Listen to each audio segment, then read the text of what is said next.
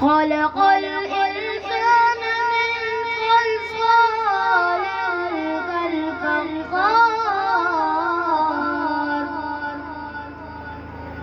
وخلق الجن من مارج من نار فبأي آلاء ربكما تكذبان رب المشرقين ورب المغربين فبأي آلاء ربكما تكذبان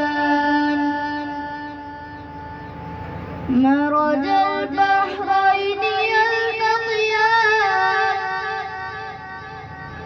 بينهما برزخ لا يبغيان فبأي